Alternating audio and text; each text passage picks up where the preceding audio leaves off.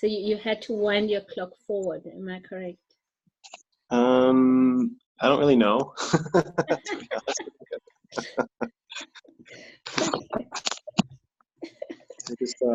It's probably earlier, yes. Yeah, I just do whatever there. It's an hour less, so it's back. Yeah, it's fall back. Yes.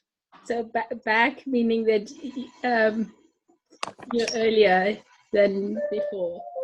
Right. An hour. Mm-hmm. Okay.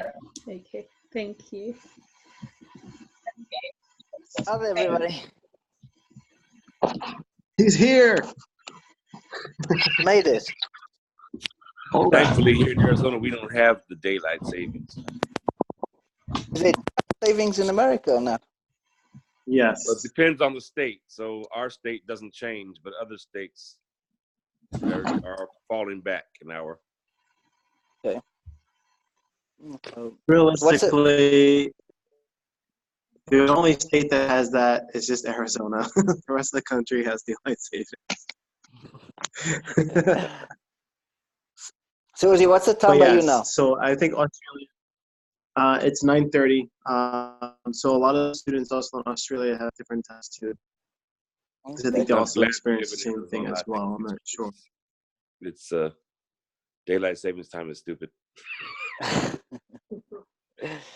Or I don't know what Benjamin was thinking. Maybe his brain got fried by the cutting.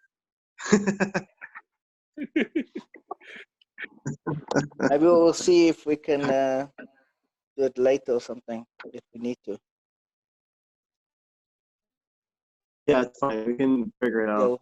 We'll chat afterwards. I'll get a consensus later. Okay. Good.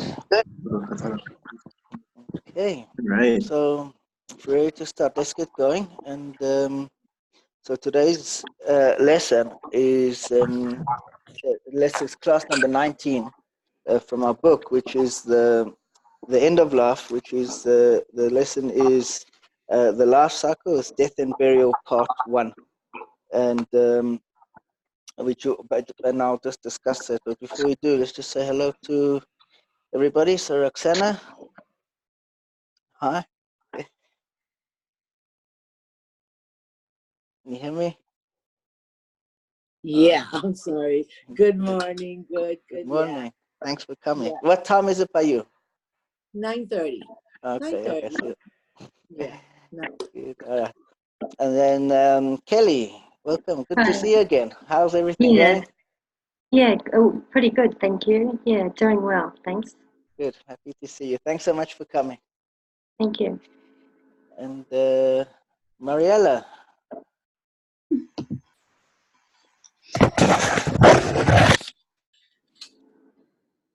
How you doing? I don't know. How's Duke? He's sitting on my left. So. Good to see you. Thanks for coming. And Hannah, you there? Yes, hello, hi. Hi. Are you gonna hide? Are you gonna see you? There you are. Hey, how you doing?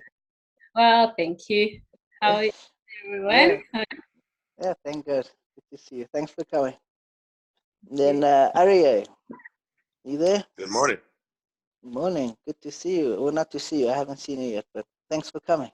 Yeah, you don't want to see me this morning. I got a bit of a cold and I'm kind of tore up, but I'm here. Thanks for making it. You got man flu, right? Yeah. Thanks you for coming. It's good to have you. And then James. James, you there? Okay. All right, James, welcome. And who else we got? Oh, Ashton. How are you doing?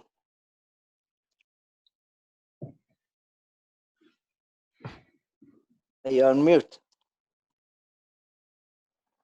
Okay, we nearly had all. Hello, Rabbi. How are you? Oh, good. We can hear you. Yeah, thank God. Okay, good to see you. Good, good. Thank you. You too. Excellent. And then we have Leanne. How are you doing? I'm good, thank you, Rabbi Michael. I'm staying off Good. cam for most of the time, but yeah, I'm just Okay, introducing myself. good. In our group, you don't have to be Hi. shy. It's good to have you. Welcome. Welcome to the Thank group. you. Good to Thank have you you. here. Good. And then, Chrissy, I know you said that you're not feeling well, so please God, you should feel better. It should be for Shalema. And this class should be for healing for Ruth, but Sarah, Hashem should answer Phyllis, and it should do well. Okay, so basically today's lesson, what we're going to be doing is death and burial part 1. Now, this lesson is divided into 2, and the first part, what we're going to do is it's all about how and why we die, exactly what happens, why we die, how we die, and that's going to be the focus of today's lesson. And next lesson, which is part 2, or lesson 20, is going to be exactly what happens from the time we die until we are reincarnated into a new body, at the period of life after death, which I'm going to explain hopefully in a lot of detail. And that is a kind of a topic which interests me in particular. And for those who are interested in that, so I wrote in the other book that I wrote, this In Search of the Creator, I deal with that in a lot more detail about what happens from the time of death until and the afterlife. So that's coming up. So we'll jump into this lesson, and I just wanted to start off by saying that the concept of life, as we know it, right? So we've been dealing up until now with the different stages that a person goes through, right? From circumcision to that we dealt with bar mitzvahs, then engagements, weddings, and the final stages that a person goes through is the period of of death, and that's something which is common to everyone. No matter how your life story goes, you were born on a certain date, you'll have a life story in the middle, and a person dies at a certain time. So everyone, in a way, we all it's equal in such a regard that life begins and ends for all of us. And I want to look and examine some of the concepts of what it means to die, why we die, why Hashem brought death into the world, and what that feeling feels like to die. So, all right. So we'll start off with the following, and it's something which I wrote in the book, and that is life is quite short. If we come to think about it, average lifespan. We spoke a little bit about last week. You know that the life expectancy has increased, but we live on an average. I think the person who lived the longest, her name was Jean Kelman. I forget the name, and she lived, I think, to 123. But on average, we live today only approximately 90 years, give or take. That's the average, lifespan of a long life. Now, some people do live into their hundreds and beyond. But if we take a view that life will be approximately 90 years old, and then we look at the first 20 years of our lives, we are kind of dependent on others, right? We start off life, we're growing up, and we're not autonomous to make our own choices and decisions, and we're still very much dependent on others for the first 20 years of our lives.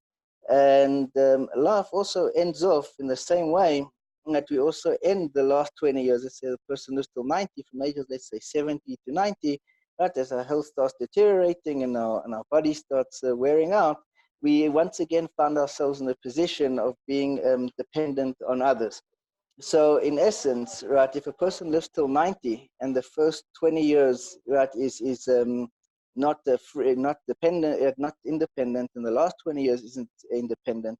So we really have a kind of a chunk in the middle, call it a 50 years, where we can say that we have our own lives. This is the time when we express our lives. And in that time, if we consider the fact that we probably spend maybe about 1/3 of that time sleeping, right? That would knock it down to 35 years. And if we spend another third of the time eating and doing other things, that's so life. If we think about it, it's actually it's much shorter than we think. It goes by in a flash. And there's an old saying that says that the days are long, but the decades go quickly. Right? And that's something which we don't realize, that very often life goes by very fast. And it's something which you want to look at, is trying to kind of make the most out of life while we have the opportunity to do so. So I want to start with a story that happened to King David. So the David HaMelech, King David, says to God, can you please tell me when I'm going to die? Now, what does David want to know what his day of his death for? He says, because David wants to repent, right? It says in the Mishnah in Avos, it says, V'shuv yom echad lifnei mosecha. It says, do teshuvah one day before you die, right? If a person has repented one day before they die, so then they'll enter they would leave this world free of sin. So the best time technically to do repentance would be just before you die. So King David asked God, and he says, can you please tell me, when am I going to die? I want to know, so I can kind of plan my life ahead, and I can work out how much time I've got and what I still have to accomplish and what I need to do. And if you can tell me when I'm going to die, that's going to help me. So God says to David, and says to him, there's a rule in heaven that we do not tell a person, right, when they're going to die. It's a rule in heaven that we don't ever tell someone when they're going to die. So we're not allowed to know. So David says, okay, fine. Can you give me any estimate? God says, no. David continues to negotiate, and he says to God, can you at least tell me the day that I'm going to die? So God says, fine, that I'll do for you. I'll tell you the day which you're going to die. You're going to die on a Saturday, okay? And so David says, thank you very much. He's going to die on a Saturday. Now, what King David does, he does something which is quite interesting. There's a concept, and we'll see in a minute how that works, that the angel of death is not allowed to disturb a person while he's studying Torah. The angel of death doesn't have the power to do that. And because like the power of studying Torah, well, you could say what we're doing right now is actually, right as we're learning and studying right now, so we're kind of immune to dying. So King David, what he does is on a Shabbos, a Saturday, he sits and he studies Torah the whole day, right? And he thinks he can fool, the angel of death. If the angel of death can't come and kill a person while he's studying Torah, and he knows he's going to die on a Saturday, so he figures out, I can kind of live forever, and I'll continue. And so he did. David did this every single Shabbos. From the minute Shabbos comes in, right, and the whole of Shabbos until it goes out, he just sits and learns and learns and learns and learns nonstop. And the angel of death can't touch him, right? And when Motzei Shabbos comes, when Saturday night comes and Shabbos goes out, King David makes a big celebration. This is where we know the concept of what's called Malava de Malka, right? The feast of the king or the queen, right? It's not just to accompany Shabbos out, but was something which was initiated by King David. Every Saturday night, Motzei Shabbos, he knew, I've got the whole week ahead. God promised me I'm only going to die on the Shabbos, and therefore, if I made it this Shabbos, I know for sure I'm going to be living this whole week to come. So you'd make a big celebration every Saturday night, knowing that he defeated death once more. Now, what happened was, when David's time did come eventually, so David was sitting and he was studying Torah on a Shabbos, and it was a Shabbos afternoon, and he was busy sitting and learning, and the angel of death started rustling some trees. And King David went outside he got distracted to see what this big commotion was. And at that moment, right, when he stopped and he paused his Torah study for that moment, and the angel of death came in and grabbed him and killed him at that time. Right, so eventually David did die, right, at that time. He couldn't defeat the angel of death. So the concept, though, which I want to bring from that is something quite important, and that is that David lived his life with this whole understanding that he will eventually die. And that's something which we need to always keep in mind. The sages say to us, a person should always know what is above you. And it's important to always keep the day. If a person wants to be sin-free, you should always keep a reminder to yourself that life is not permanent, and we're here only for a very short amount of time, and to make the most of that time while we have it. Okay, so we find the same concept with Abraham. It says by Abraham that when Abraham got old, it says that Abraham says, Ba Bayamim, he came with his days. And Rashi, the commentary, explains over there that Abraham, what do you mean he came with his days? He doesn't say he just became an old man, but rather he came with his days, meaning that Abraham utilized every single day to the maximum of his ability. And that's really what the message of Abraham was all about, is that a good life, a successful life, is an accumulation of wealth, of productive and good days. The person lives each day, one day at a time, and makes the most of each day. That accumulates into, into a series of good weeks, into a series of good months, into a series of good years.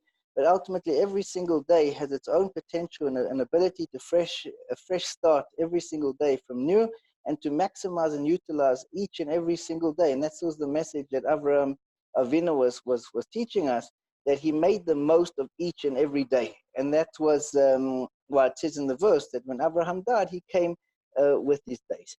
Now, what I want to look at in this lesson is the concept of why do we die?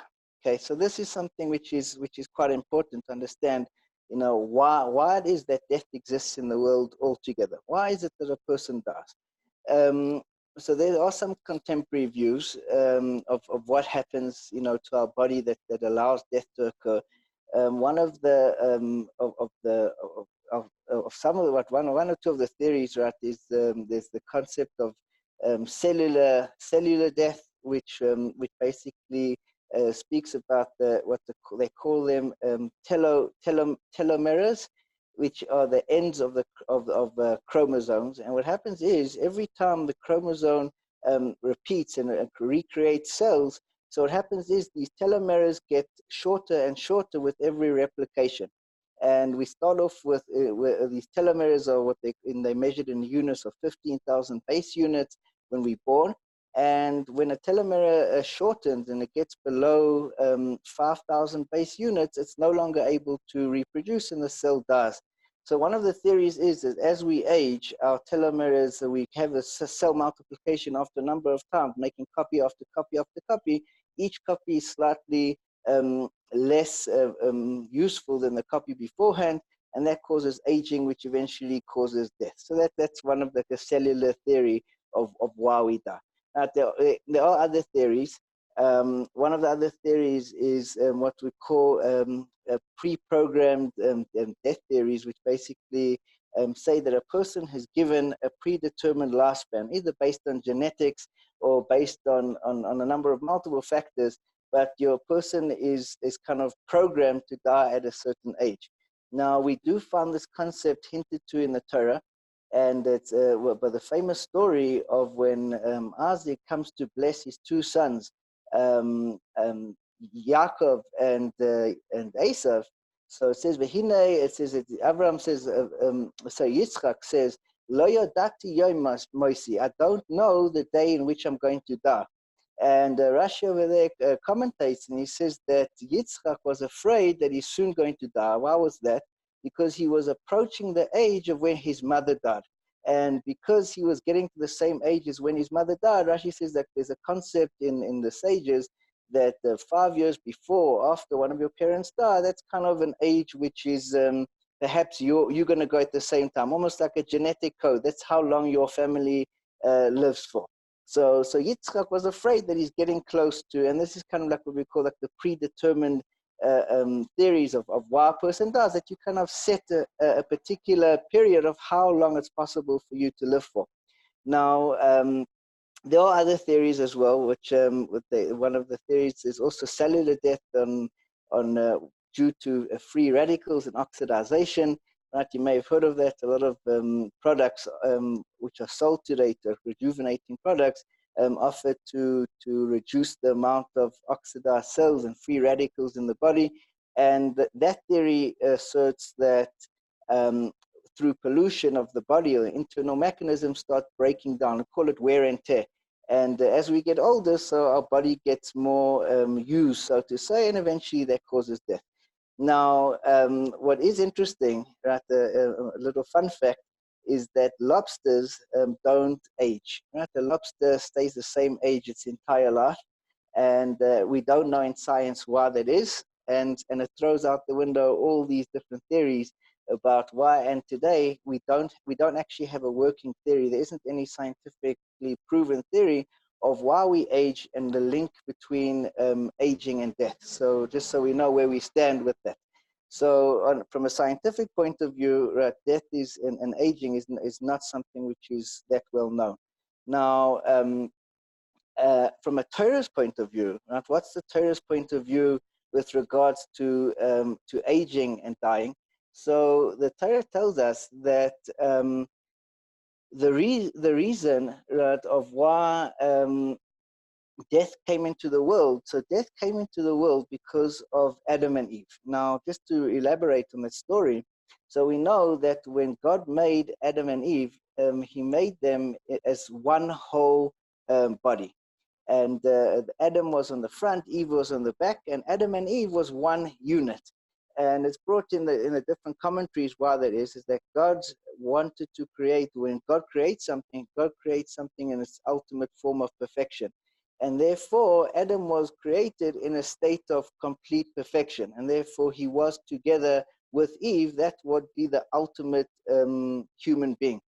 Now, Adam couldn't function in that way fully, right? Adam even complained. He said that all the other animals have a partner. Where's my partner? And God then separates Adam, right? Adam and Eve become two separate units. And you know, as the story unfolds, that Adam was told, and Eve is told, don't eat from the tree of knowledge. And eventually, as the story goes, they do eat from the tree of knowledge. Now, what happens at that stage is that Adam's body became impure. Adam's body no longer could contain the full light of God because of that contamination of his body. And when God brought in the punishment of death into the world, it wasn't just so much as a punishment, but basically God's original plan is that Adam's going to have a complete body, and with his complete body, which is perfect, in a perfect state, and a complete soul, he'll be able to cleave to God on both the spiritual and physical level. And there'll be no interruptions or barriers between Adam and the complete form of Adam and God himself. Now, when Adam defiled his body and he made his body contaminated, so now the body could no longer be in its purest form. And what happened to happen is God had to make this body deteriorate. Right? That's caused the body to start deteriorating. And death was almost a consequence that in order for the soul to leave the body had to decompose, the body had to die and to decompose. And only once the body had decomposed could there be a stage later on, which we call Techias HaMesim, which we dealt with a couple of classes earlier, that there's a concept of resurrection of the dead. And that concept is that when when during resurrection of the dead, the body is going to be reformed in its pure state once again, and then the pure soul and the pure body can then join with each other once again. And in that state, we can have Olam Haba, which is this complete connection to Hashem, which is with a complete and whole body together with a complete and whole soul. So death was the consequence or what needed to happen in order for Adam's soul to detach itself from the body. So why do we die according to the sages? What's the reason behind it? So we die because it's an integral part of releasing the soul from the body. If we didn't have death, the soul could never experience that complete and ultimate closeness to Hashem, and the body would remain as a contaminant and a separation between us and Hashem. So the body has to die in order for it to be recreated at a later stage in the stage of Techias HaMesim. Now, there's quite an interesting story that's brought with the Moshe Rabbeinu, Moses, that when he was going to get the Torah, so he went up to the throne of God, and God invites him, so to say, into the innermost chambers where only the highest of angels can go. Right? It's God's like innermost sanctum. And God invites Moses into this place. And suddenly the angels are furious and they say, what's going on? How come there's a man here? There's a human soul amongst this, and the angels are furious. So how can a human being be here? And God says, don't worry, right? This is my special guest called Moshe, right? And I'm going to give him a Torah. My plan is to give him the Torah. And the angels were very upset. Right? They said, what? You're going to give Moses the Torah? This is our Torah. How can you give it to man? And the angels wanted to kill Moses, right? Just for being in the mere presence of God. And Hashem says to Moses, to Moshe, he says, answer them, right? You give the angels an answer. And Moses said, I can't. These angels are so powerful that just the breath of their nostrils the fire from their nostrils can burn me up alive. How am I supposed to talk to them? And Hashem says to Moshe, don't worry, grab onto my throne. And if you grab onto my throne, I will be able to protect you and you'll be able to answer the angels. So Moses does that. He jumps up, he grabs onto God's throne, and he says to the angels, it says in the Torah, right, for 6 days you should work, on the seventh day you should rest. He said, do you angels work for 6 days? And the angel said, no, right? Then it says, okay, so you see the Torah's fast. It says in the Torah, you should honor your parents. Do you have parents? And the angel said, no. So Moses says, okay, you see that this Torah is not for you. Right? And so on, Moses goes through all the various commandments, and he eventually proves to the angels that the Torah is fitting for mankind, right? And it leads into a whole new subject in its own right of what the Torah was in the angels' eyes compared to Moses' eyes. But Moses eventually wins over the angels, and the angels then befriend Moses. And like a mini celebration occurs up in the high plains of heaven. And every angel comes forward to greet Moses, who's going to come and be the recipient, the first human being to receive the Torah. And each angel comes to Moses and says, I want to tell you who I am and why God made me and what my purpose is on the world. And each angel comes and presents themselves. So Raphael, the angel of Raphael, says, God made me to heal. And each angel comes forward and so on. Now, the one angel comes forward, and the angel who comes forward happens to be the Malach HaMaves, right? The angel of death. And the Malach HaMaves comes to Moses, right? And he says, my name is right? I am the angel of death. I'm responsible. God gave me the task that I need to kill people, right? And I was, that's the job that I was given. My job is to take away people's lives. And Moses says, okay, nice to meet you. I guess he wouldn't be so happy to see him there, but he sees the angel of death. And the angel of death says, in the beginning, I was very reluctant to take on this job, that God gave me. God said, you have to go and kill everyone. And I said to Hashem, if I'm going to kill everybody, everyone's going to hate me. I'll be the most hated of all the angels, right? All the suffering and the misery that comes around when someone dies, they're going to attribute it to me, right? They're going to say, you killed this one, you killed that. I'll be the most hated of all the angels. I don't want this responsibility. I don't want to be the angel of death. And God said to me, don't worry. When someone dies, they won't say that they died because of angel of death. They'll say, no, the person died because of a heart attack, because of cancer, because of this thing, a car accident. They will never attribute it to you, right? And you never see on a death certificate, no cause of death, angel of death, right? It's always written, some sort of cause, right? And the angel of death, when God told me that my identity will be concealed and no one will know that it's me, so then I felt kind of happy that, and I took on this responsibility. And the angel of death said to Moses, I want to tell you a secret, that there's my powers of killing people, taking out their souls is limited. I can only do it under certain conditions. So Moses says, go on, tell me what they are. So he says, when the incense is lit either in the temple or the Mishkan, right? The incense were the special set of spices which were combined together. It says, when that incense is burning, I'm ineffective and I'm not able to go and kill any person. I'm unable to kill any human being so long as that smoke is burning.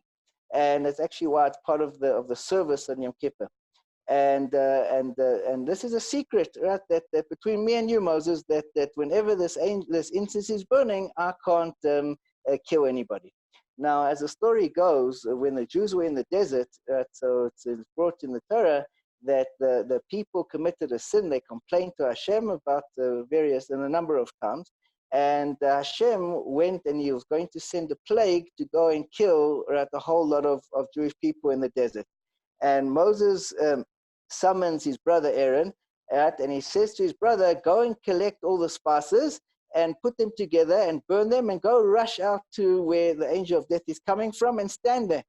And so Aaron does that. He gets all the spices together and he puts the keteres, the incense spices together. He runs out to the edge of the desert and the angel of death is coming. And the angel of death sees him, Aaron, standing there with these burning incense. And the angel of death says, what are you doing? Like, I've got a job to do. I've got to kill the people. I've been instructed to carry out a plague and to kill a whole lot of people. And Aaron says, well, you can't do anything because I've got the incense. And the angel says, who told you my secret? Right? So Aaron says, well, Moses, my brother. Right? That's how I found out. So the angel of death was stuck. He couldn't do what he was supposed to do. And the two of them kind of like in a tug of war, what should they do? The angel of death was arguing, God has instructed me to kill the Jewish people with a plague. And Aaron says back to the angel of death, well, Moses, my brother, the leader, he's instructed me to prevent you. So they said, okay, well, let's get to a resolution. They said, well, where are our bosses? Right? Moses says, Moses is my boss, says Aaron. And God is my boss, says the angel of death. Let's go find our bosses and see what they want. As it turns out, God was talking to Moses in the tent of meeting, right? And they go, and the angel of death and Aaron come and they meet God and Moses at the end. They say, which one do you want? Right? God, do you want the plague to go through or do you want it to be stopped? Right? And Moses eventually convinces Hashem. He says, no, let's put it on hold. And through that, right, the plague is prevented.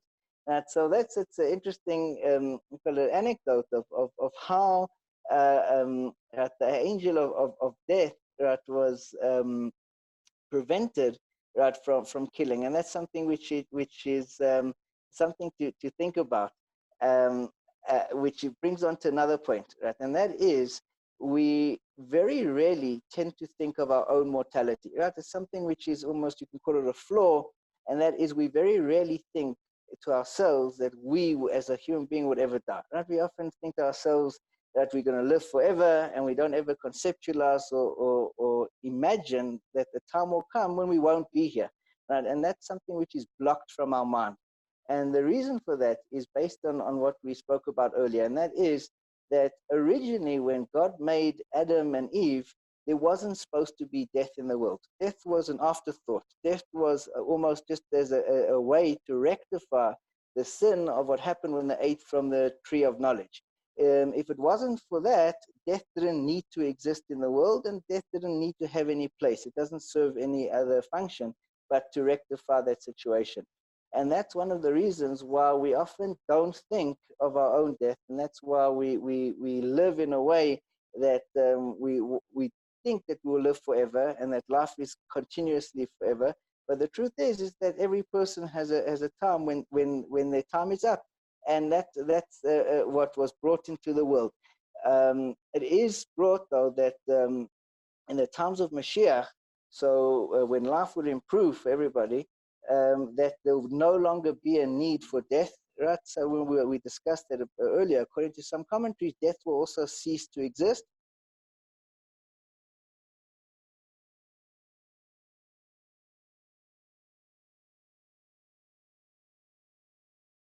Bear with him for a moment.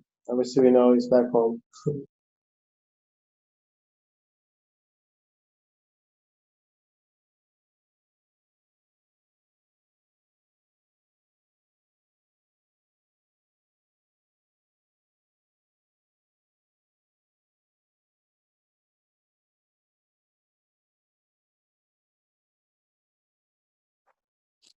All right, guys, are you there?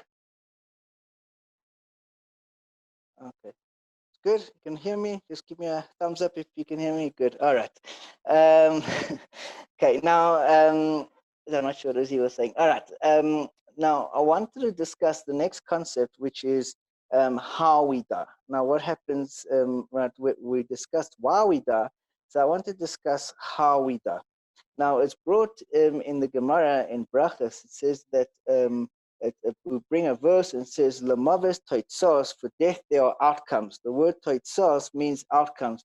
Now, I sent you this on the group, and if you want, you can download it for yourself. So the word toitzos is spelled taf vav sadi aleph vav taf. Right? Toitzos means outcomes. Now we know in Hebrew, every letter has a numerical value. So, for example, a taf has numerical value of 400, a vav has numerical value of 6, a tzadi has numerical value of 9, and an aleph has numerical value of 1.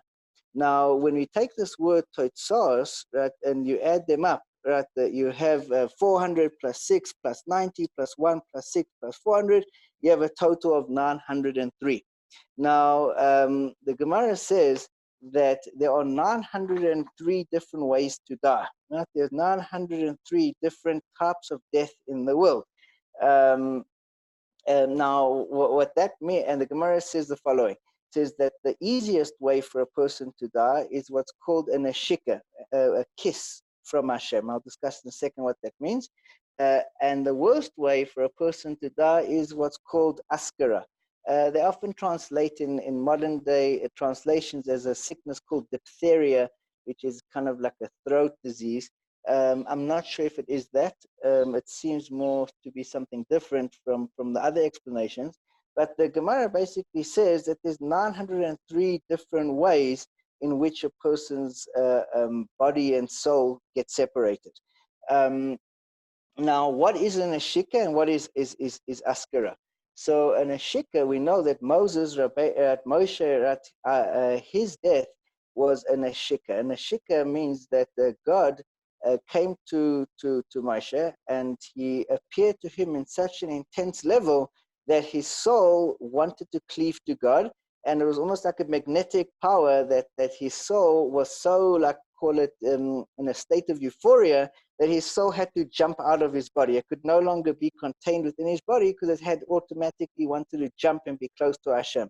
So that kind of death, right, is absolutely painless, and the soul just literally slides out the body very easily, right? And that's called a kiss of right, from Hashem, where a person dies in the most pleasant way. Right? Moshe Rabbeinu, it says that he lay down to go to sleep, and he passed, right, in his sleep with this death. As we call it, a very euphoric sense of death.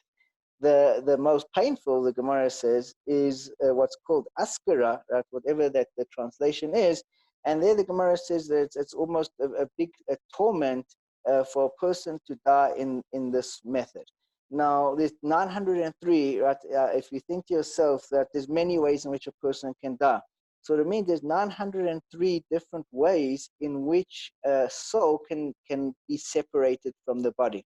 Now, the Gemara says that Rav Nachman was friendly with the angel of death, and the angel of death and Rav Nachman used to often converse with one another. And when Rav Nachman's time came to die, so the angel of death said to him, your time's up, I have to kill you. Now Rav Nachman went with the angel of death. And what's interesting is that the Talmud says that he came back in the form of a ghost or something like that afterwards. And his student asked him and said to him, tell me, Rabbi Nachman, what was it like to die? How was the experience? How was it? And Rav Nachman says it wasn't too bad, right? The dying was okay. He said, but I wouldn't want to do it again because it was so scary. Right? It was the most scary experience that I've ever felt. And just to elaborate on how it works, right? The way that the sages say. So there's a book called Pirkei Rabbi Eliezer, and in Pirkei Rabbi Eliezer it says that when the soul leaves the body, a tremendous scream goes out. That's heard on a spiritual level, and it can be heard from one side of the world to the other. And that's essentially what happens is the soul gets such a fright from seeing the angel of death that it pops out of the body. And that's essentially how we die from a fright. That's how the soul and body disconnect. And there's a very interesting story that the Gemara says that it is easy for a person to die. The separation between the body and soul, in one place the Talmud says, it's like taking a hair out of milk, right? So if you think of a hair floating around in a glass of milk and you just take a spoon, right, and you scoop it out, right? So it's a very easy procedure, right? It's nothing difficult, right? You just take the hair out from a glass of milk. The other place in the Talmud says that death is such a painful and chaotic and difficult experience that it's like pulling a rope, right, that's through a barge of a ship, that you have to kind of crack wood, right, and break the hull of the ship in order to get the soul to leave the body. And the Maharsha asks a very obvious question and says, which one is it? Is dying an easy thing, right? Is it easy for our soul to leave the body? Right? Is it non-traumatic, or is it a very traumatic and difficult experience? Which one of the two is it? Now, the Maharsha is quite a revolutionary idea, but it makes a lot of sense. The Maharsha says that it depends who you are and how you lived your life. It says when the time comes for a person to die, so we will then be aware of everything which exists in the world. We'll understand who God is. We'll understand in that moment what we were created for. We'll understand in that moment what we could have accomplished in life, all our potential and all our reality, all the decisions that we made.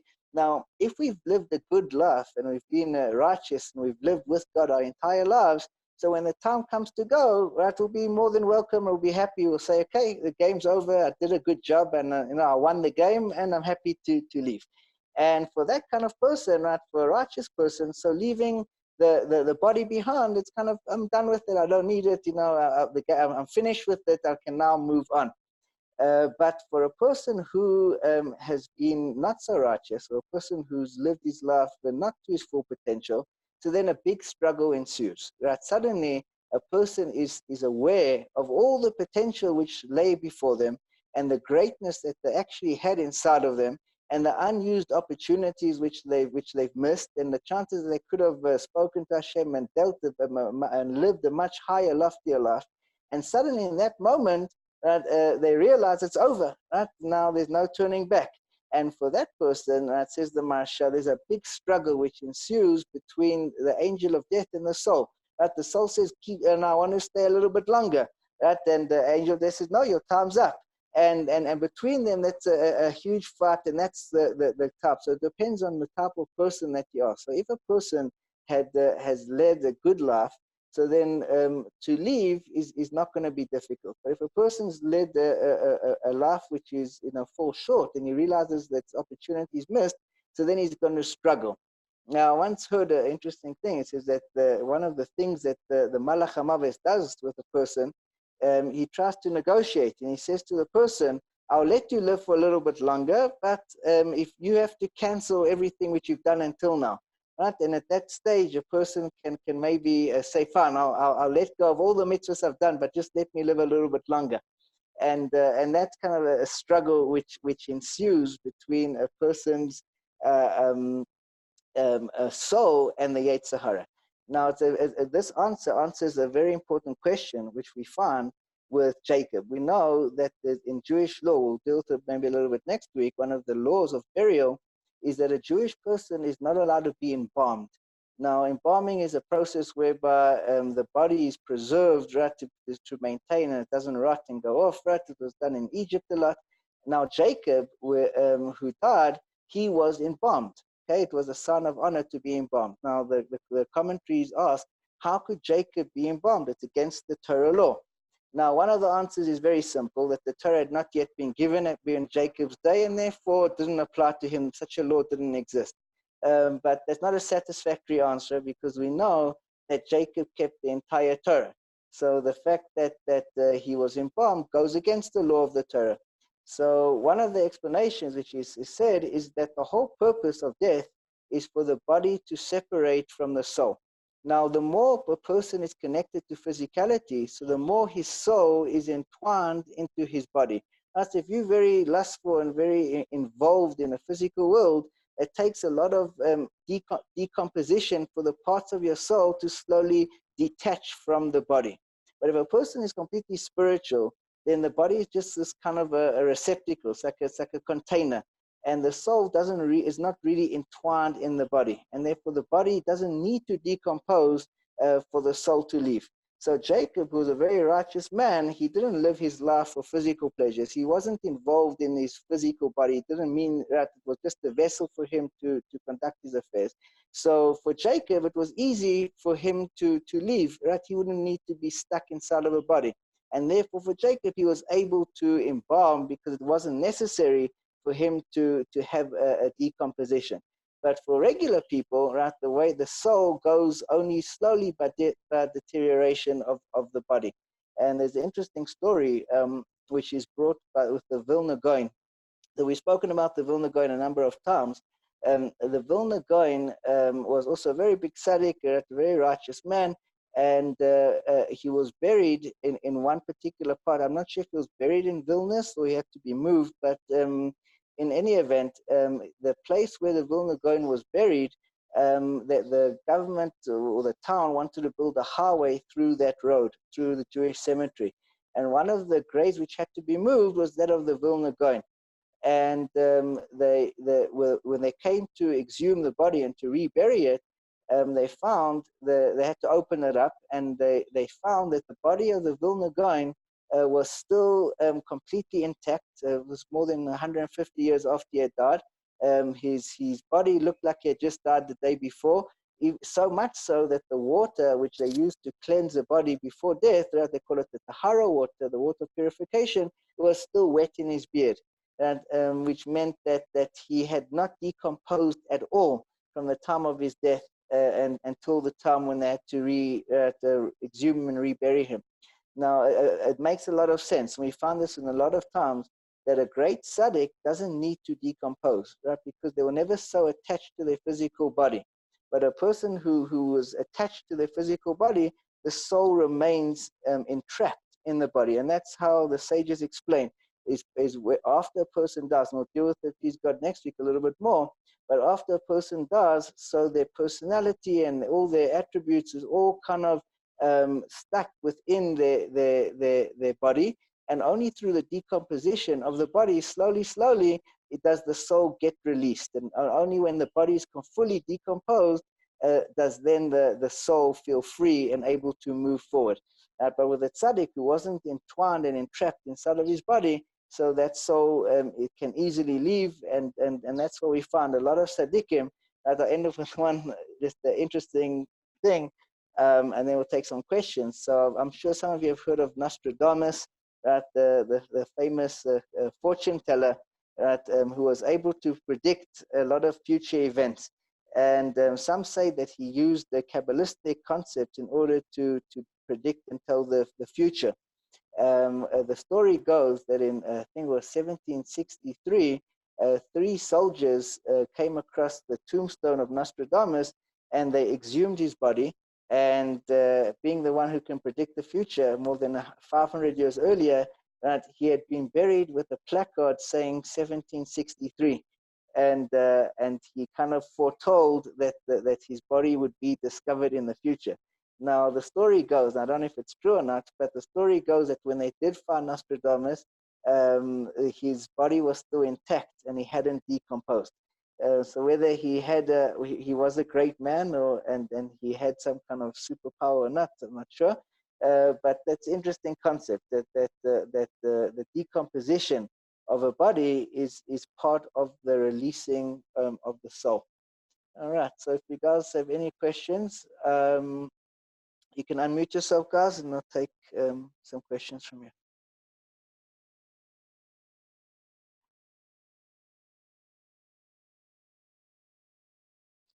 Okay. All right, Sylvia, did you want to ask a question?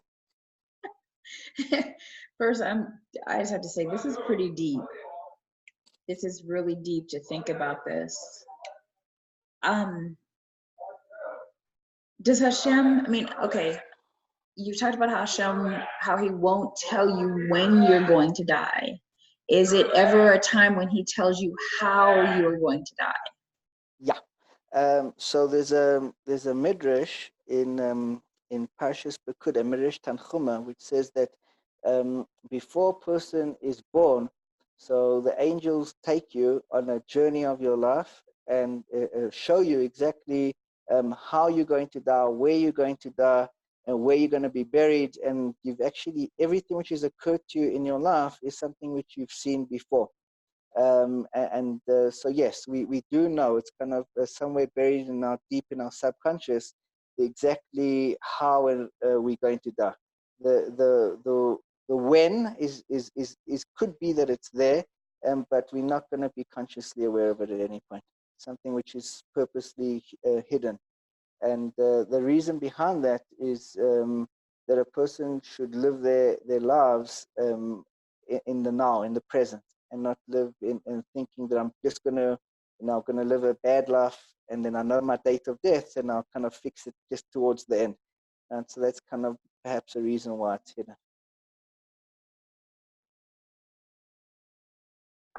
Tada, Rabbi. All right.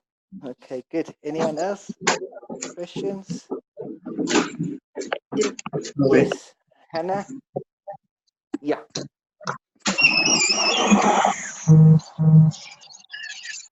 You can go first, Lisa. I'll No, come no, back. you go first. You go first. You go first. You first. Okay. Rabbi, in your other book, this book here, Yes. you wrote that that the soul has 5 parts to it. Yeah. And I was just wondering, so when we die, all these various portions of, do you mind to go through that? That's the one question. Yeah. And then Yes. the other one, just briefly, is I was just wondering, so on our journey, if we are earnest in where we're going, and some of us may be looking to convert, and we see that death is close anytime. So you've left the other worlds, the other belief systems, and you're on your way. So if I would die, God forbid, along the journey, what happens? What happens to? They're both excellent questions. I'll answer the first one first. So over here, we deal with the 5 parts of the soul. So just for those that Hannah was referring to this book, the lowest part of the soul, the part that's connected to our body, is the nefesh, which is the most the life force. Above that is the ruach, the spirit, then the neshama, what we call the soul, the chaya, which is the 4th highest, and then the yechida, which is the 5th or the loftiest part.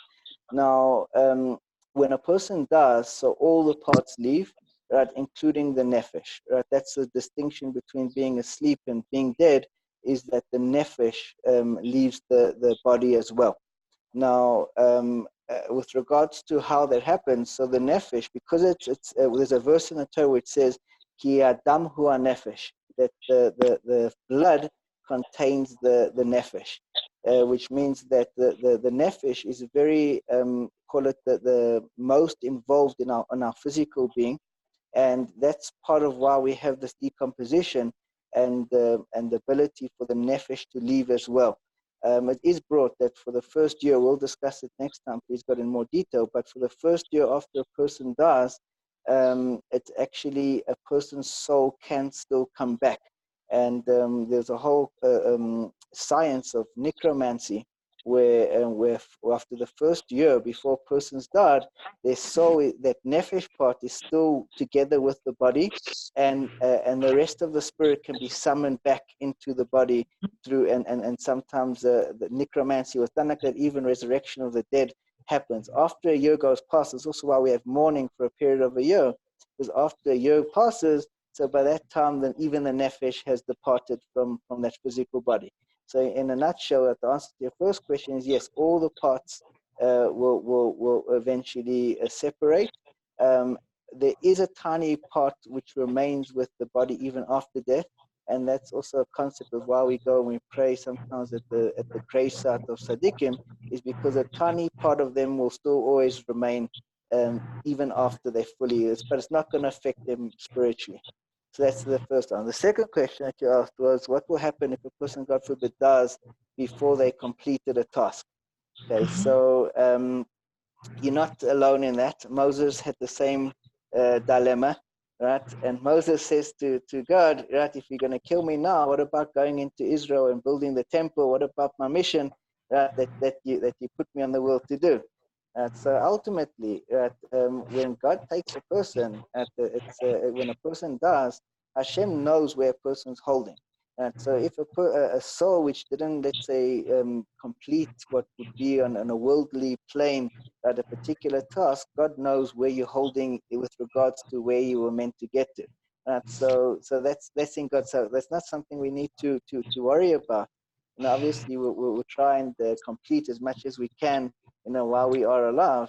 But it's not to say that the person who there's a story, a very famous story, with Rav Hanania ben Tradian, who his torturer, his executioner, managed to get a place in the world to come. He lived his whole life as a murderer and an executioner, but in the last moments before his life, he did a complete and sincere teshuvah, and because of that, he merited to sit in one of the highest places right in heaven. So that it shows that the way that we view things, the way that God views things, right, it's not the same. So if a person is on the way, that's what God's looking at. God's looking at the heart of a person, and not so much as the outcome on a physical level, but it's the spiritual desire, right? And that's something which is always to bear in mind. Yeah. Any other questions? Hope that answers it. Yes, Lisa?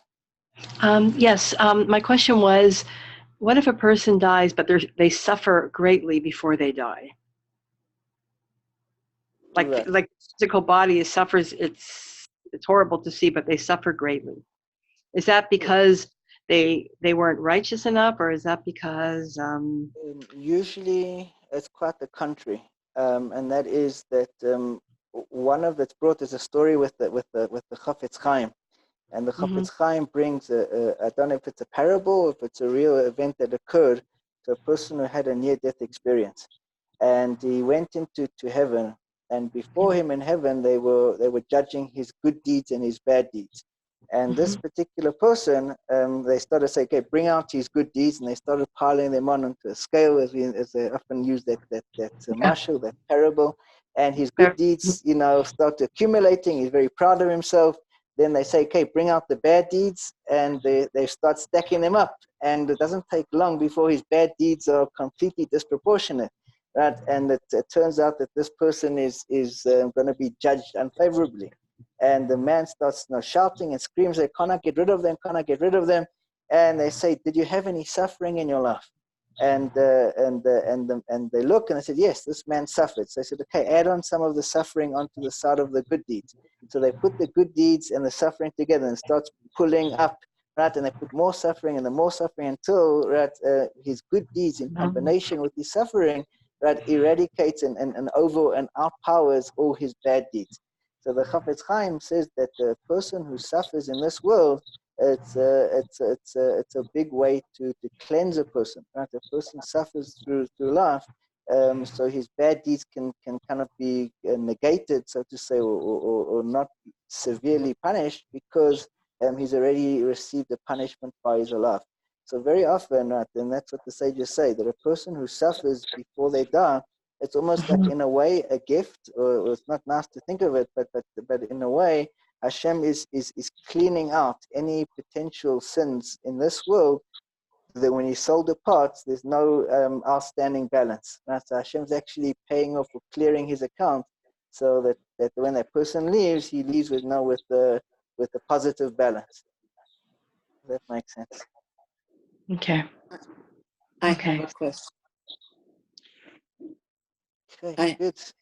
Anyone All right, else? awesome. I have a question. Can you hear me? Roxana. Yes, I Okay. can. Okay. What you just said, that was a great question. And now is, what about when we pray for the people who are sick? We pray because, I mean, even if we don't know the person, somebody tells you, oh, pray for such and such a person. I mean, I personally, and I guess everybody feels bad. It hurts that somebody else is suffering, So what about when we pray for whoever to get better, to, you know, to for the sickness to go away. Is that bad or it's okay? Right. No. So it's a great question. That obviously when we don't want to have suffering. It's not something we say every day in the prayers. You know, we ask Hashem every morning. We say, "Save me from tests, from horrible events, from challenges, from horrible people." From all we ask Hashem for. Now the commentaries ask your very question. You know, if suffering is a good thing, so why don't we pray to God? Now give me sicknesses, give me horrible events. All these things are going to cleanse me. And the answer to that is that that's one method of doing it. The better method of doing it is that we shouldn't need to have the suffering in the first place, which means that we should rather live more of a righteous life, that we don't need to have anything to be cleansed. Right? And that's the better path. So when a person is sick, right, and they are suffering, so we ask Hashem to relieve that person from their suffering, so that they can rather repent and fix it in a better way. And that's one of the things we say on the Yom Kippur prayers. We say, God, please can you eradicate all my sins? And we end up with a sentence, but not through suffering and terrible sicknesses. So although suffering and sicknesses can cleanse a person, but we ask God, you know, please can you cleanse me, but not in that way. Can you please cleanse me in a more pleasant way? Right? So there's a better way to be cleansed. So when a person's sick, obviously we don't want them to be suffering. So it's the right thing to do, to pray for a person that he shouldn't suffer. He should be able to get close to Hashem in a pleasant way. Okay. Makes sense. Good. Excellent. Wow, amazing questions, awesome responses. Anybody else? Yeah, I had a question. Yeah, all right, sure. all right. So actually, you answered part of it already. We had to do with the part of the soul that remains with the body for a period of time, and the 11 to 12 months period. So you kind of covered that a little bit. I just want to get a little bit more detail about that aspect, because of the levels of the soul. When the soul first leaves the body, it still kind of smells like a body and has to get used to being back into the world of souls again, and it takes a little time, and to go through the washing machine or Gehenna, or what some people call hell or whatever, for at least a period of time. Some more than others. So which, if the nefesh is staying with the body, which aspect of the soul is going through that, and Right. what, maybe a little more detail about that. Okay, so if you stay tuned for next week, please God, I'm going to discuss in a lot of detail the exact experience of what it feels like to die, and if a person actually realizes that they are dead or not.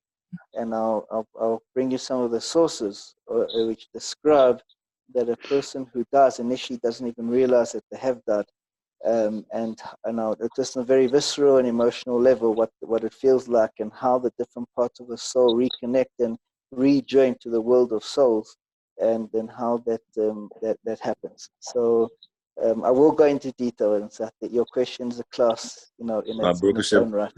Okay, so Okay. hopefully, No join us next week for that. Will do. I didn't mean to jump ahead, so I'll wait. Good. Excellent. All right. Anybody else? Yeah.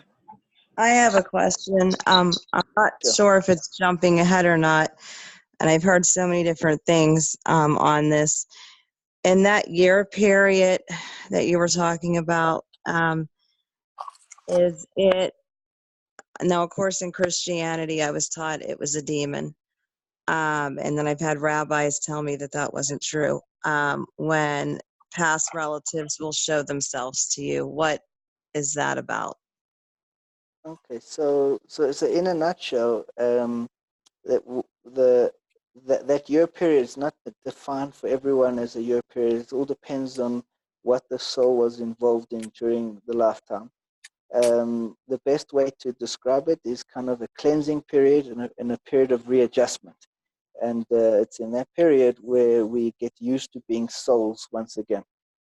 So right now we don't really think of ourselves as souls. We think of ourselves as bodies, you know. We get very, very consumed in our day-to-day body lives, where we don't even realize that we are souls. We can almost forget that we're souls. So that takes a period of a year of readjustment to realize that you're actually a soul, and the body that you were wearing, you know, during your lifetime was just one format of yourself.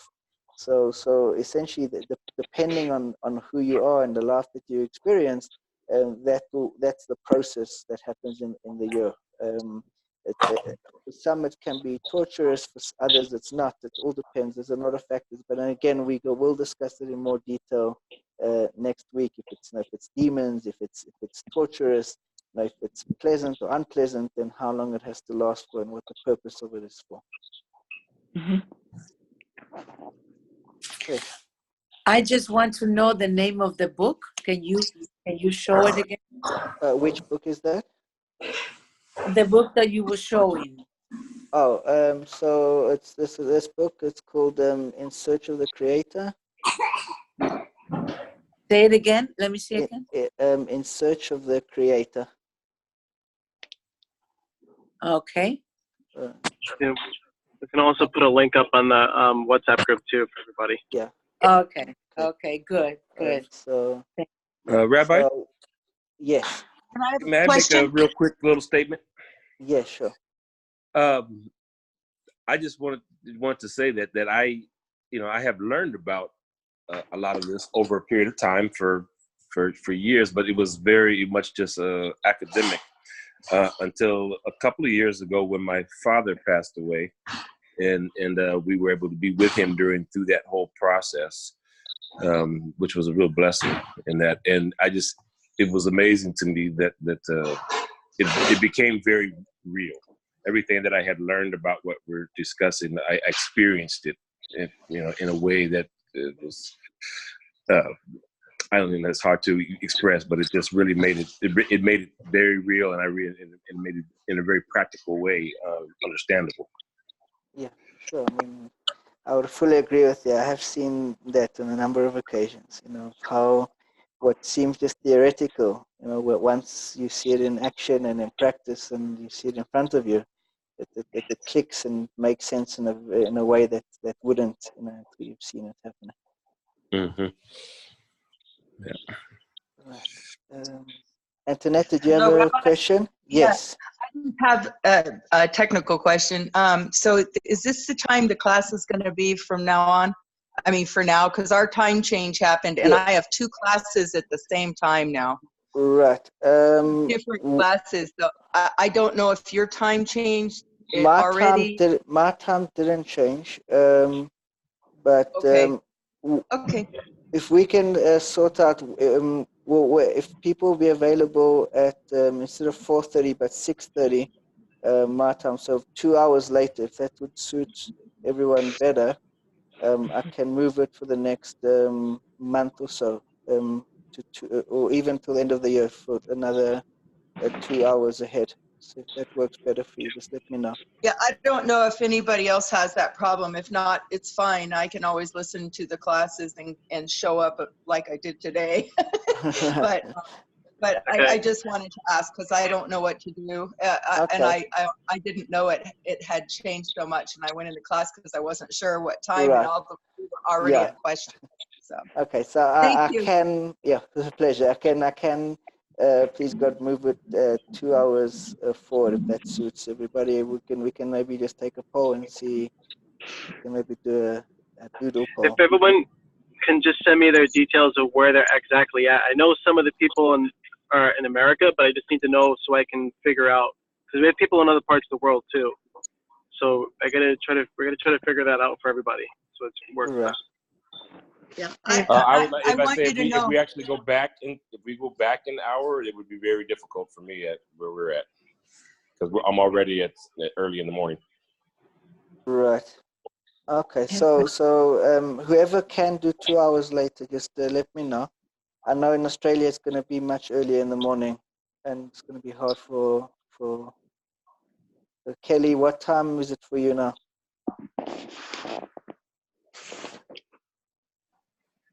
I don't hear you. 1:40. Hey, I'm okay. Oh, one. Okay. Yeah. All right. Okay. So if we can, Later. I don't No, know. I'm Yeah. okay with listening to the recordings, and so I'm not. It's not a problem. I just wanted to know. Thank you. Right. Okay. Good. All right. Thanks, guys, for coming. Thank you, everybody, and I'll let you know when there's going to be a new time. All right. All right. Thanks, everyone. See you guys. See you Thank next you. week. Have a Shavua Tov. Have a great week. Thank you. Thank you. Bye.